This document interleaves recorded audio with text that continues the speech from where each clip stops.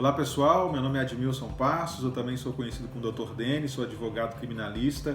Hoje eu quero falar com vocês sobre como comprovar a necessidade de se portar arma de fogo. Mais do que isso, eu quero falar para vocês como eu consegui comprovar a necessidade que eu tive para portar arma de fogo. Antes de mais nada, é importante a gente fazer brevemente uma diferença de posse e porte de arma de fogo, né? A posse de arma de fogo é a autorização legal para que o cidadão possa ter uma arma dentro da sua casa ou nas dependências dela, ou no caso, se ele for responsável legal pelo estabelecimento comercial, mas basicamente a arma vai ficar dentro do local, ela não vai poder transitar. Então a posse é a manutenção da arma dentro de casa.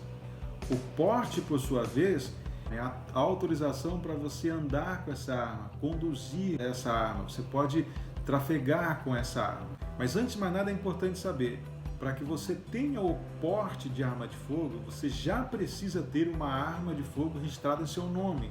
Ou seja, você já precisa ter a posse de uma arma de fogo. Uma vez tendo a posse da arma de fogo, você passa então a estar apto a peticionar o porte da arma de fogo para defesa pessoal, para cidadão comum.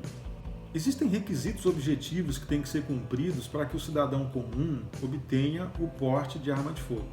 Mas o principal deles, que eu acho que é o que mais as pessoas se preocupam, é como comprovar a necessidade do porte, né? A lei fala de efetiva necessidade, porque isso é um requisito que depende de interpretação, né? O que é necessário para mim pode ser que para o delegado de polícia que vai analisar o meu pedido não seja.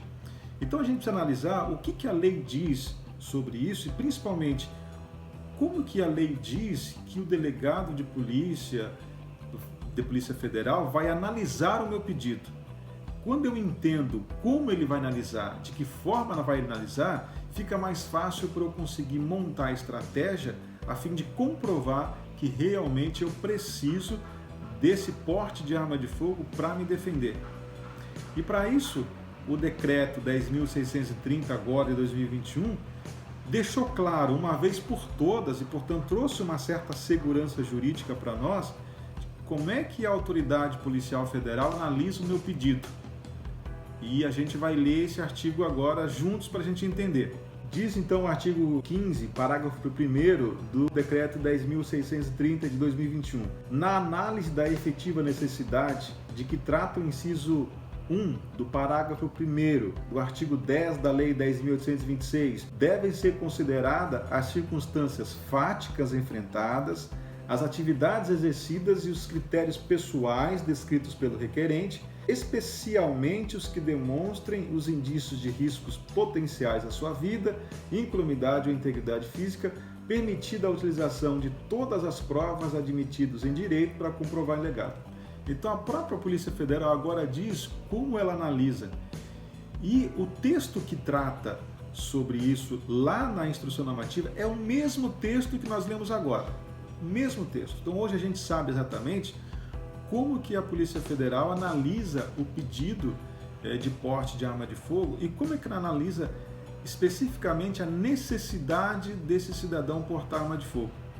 E eu posso garantir para vocês, nesse sentido e baseado na lei, ela analisa basicamente sobre duas premissas. A primeira delas é, o pedido tem que ser baseado na lei, com fatos e com provas.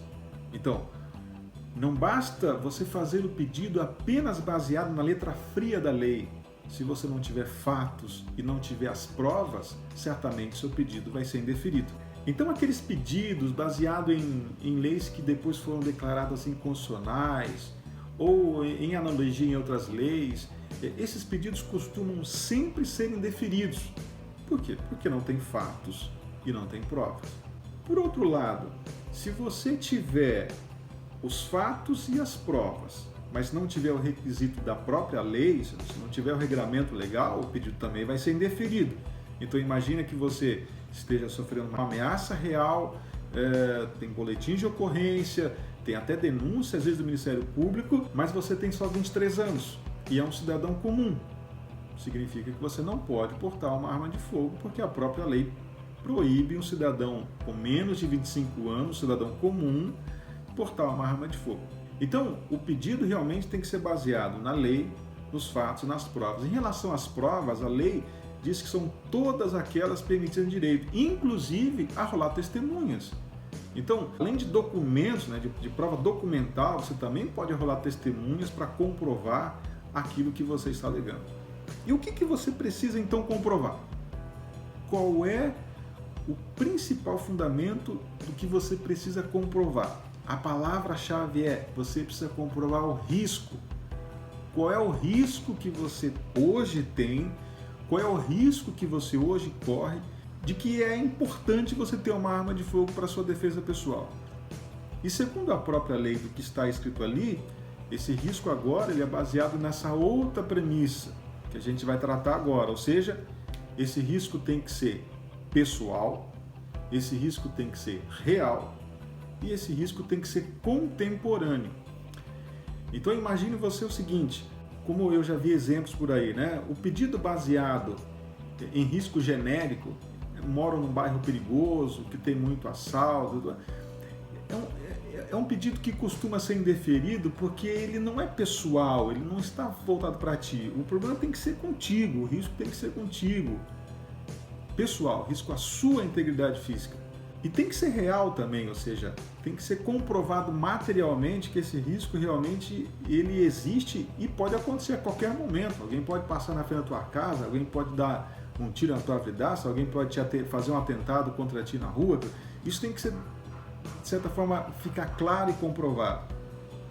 E também esse risco tem que ser contemporâneo, ou seja, não adianta você fazer um pedido de porte de arma de fogo para defesa pessoal hoje de um risco que aconteceu há 2, 3 anos atrás.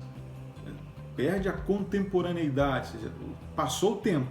Se você trazer esses 2 requisitos principais e preencher essa lacuna, certamente o delegado de polícia vai analisar o seu pedido, vai deferir, porque todos os requisitos que a lei exige e diz que ele tem que fazer foram preenchidos. Qual que é a grande dificuldade?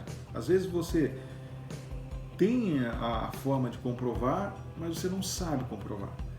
E isso é importante, não se pode desprezar nunca o auxílio profissional. O auxílio de um profissional que possa te dizer, olha, as provas que você consegue, que você precisa fazer. Então, às vezes você tem o direito e desistiu, acha mais que não dá, simplesmente porque você desconhece o ônus da prova, a forma de se provar. Então tem essa importância, não despreze jamais o auxílio profissional. E se tudo der errado, no caso do indeferimento, você fez tudo, ainda assim deferiu, você vai poder fazer o que a gente chama de pedido judicial, que é um mandado de segurança. Vai fazer um pedido para o juiz e vai dizer, juiz, eu apresentei tudo, só que o delegado não analisou a minha prova tal, essa tal prova foi mal analisada, ele não ouvia a minha testemunha. O juiz ele não vai poder dizer assim, olha delegado, vou dar o poste para ele porque você analisou errado. Não, essa competência é da Polícia Federal. Mas o juiz vai mandar ele analisar e fazer a análise do teu pedido agora, baseado na lei, conforme os fatos e as provas que você indicou, e ele vai ter que deixar claro por que aquela prova foi analisada daquela forma, baseado também em lei. Então, percebe que o delegado agora ele tem mais trabalho para indeferir? Lógico, ele tem mais trabalho desde que você faça o pedido fundamentado na lei, com fatos e provas, demonstrando que o risco é real, pessoal e contemporâneo. Mais uma vez, não despreze o auxílio profissional. Eu vou deixar a descrição do meu Instagram aqui e também outros vídeos vão ser lançados depois, nós vamos destrinchar esse assunto mais futuramente. E aí você vai ter todas as condições de fazer o seu pedido de porte de arma de fogo, que é um direito seu.